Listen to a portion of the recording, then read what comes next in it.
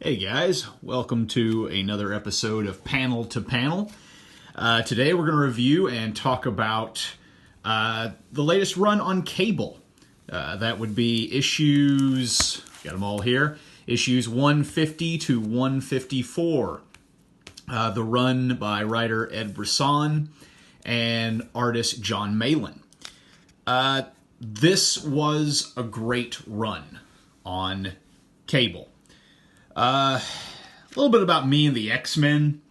I'm not a, ride or die X-Men fan. I mean, if an X-Men book is not entertaining me, I will jump ship quicker than anything.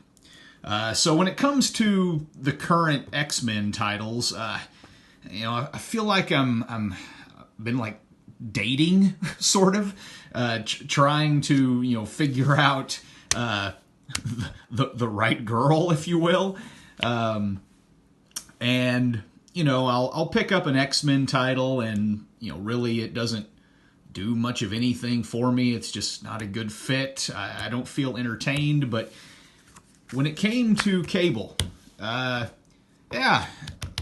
like found a girl I could go steady with, because this was just a fun, enjoyable run with this character and with this book.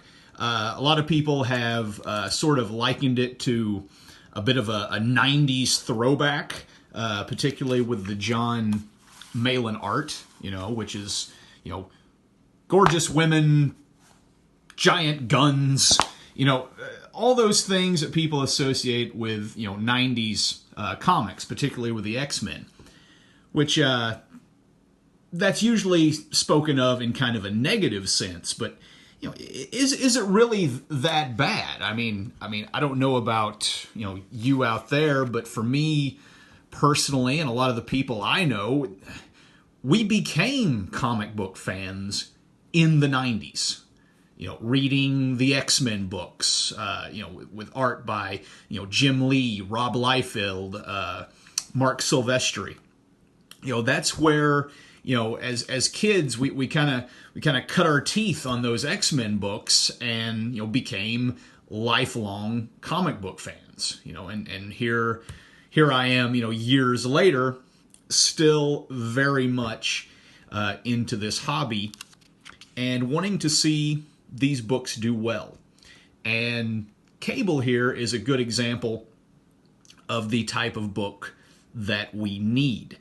Very entertaining. Ed Brisson gave us a great story here. We've got Cable assembling a team, very much like, something out of the New Mutants or X-Force. You got some favorites. Let's see. Let's take a look at his team. You've got some old favorites, like Shatterstar from his 90s X-Force team. We've got some newer characters, Armor from the Joss Whedon X-Men run. We've got X-23. We've got Blink. We've got Longshot, kind of interesting one. I kind of like seeing Longshot. And this guy, which, granted, I don't know a great deal about Dupe.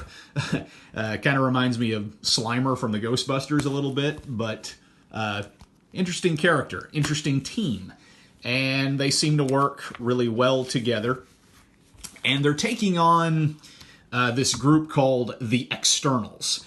They're kind of a subset of the mutants in that they are immortal, that they live forever, and in kind of a 80s 90s kind of thing. It's a bit like Highlander or something. Turns out when one of the Externals kills another External, they sort of absorb their energy, essence, something like that. So we've got Gideon here, who has been, taking out his fellow Externals, and Cable, being a time traveler and everything, has assembled this team and is trying to put a stop to him.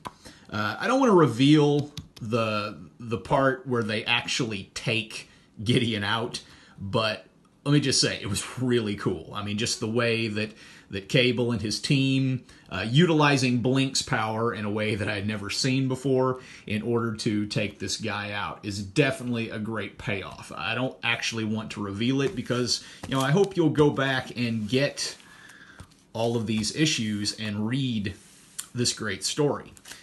So let's talk a bit about Cable.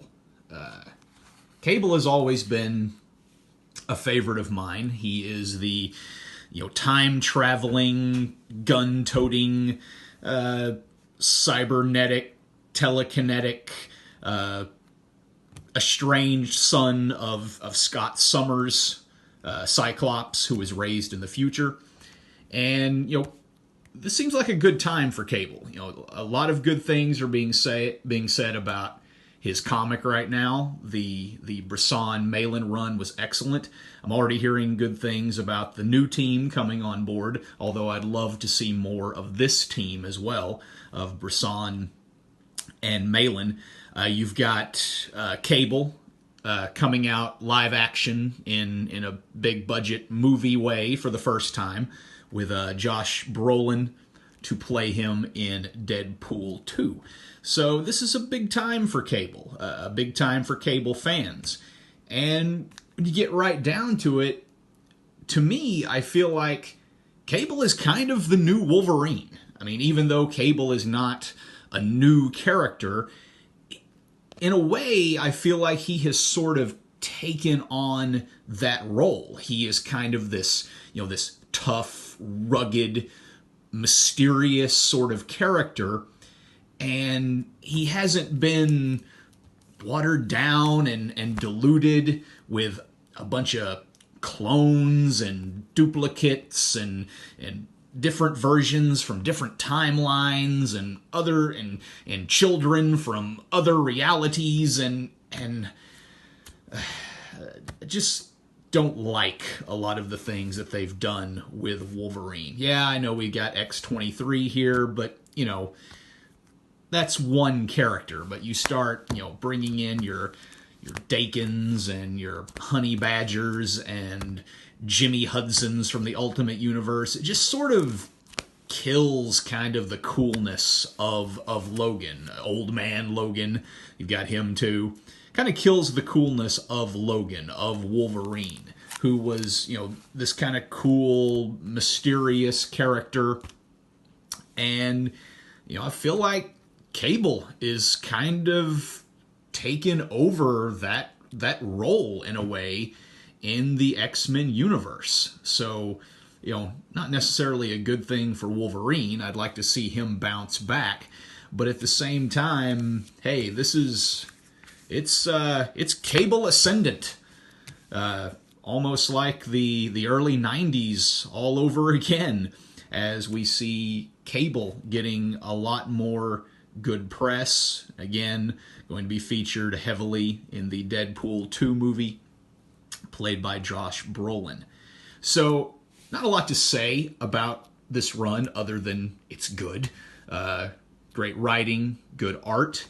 Again, I don't want to give too much away because it's such a good story. Just fun, adventure, action, excitement, great characters. All the things you really look for in a comic. So again, the run starts with Cable 150.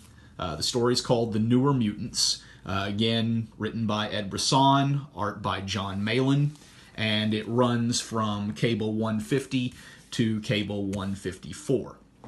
So hopefully you should easily be able to go out and find those, or maybe not so easily. Hopefully this thing is selling and selling out, and maybe you'll have to wait for the trade, the collected edition, something like that.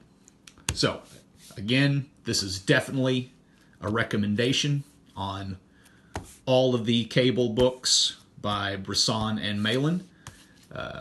Recommend you go get those, and if you want to tell people about it on social media, on Twitter, put a hashtag Move the Needle on there to show that you are supporting good comics like these and you would like to see more of them, because I know I would.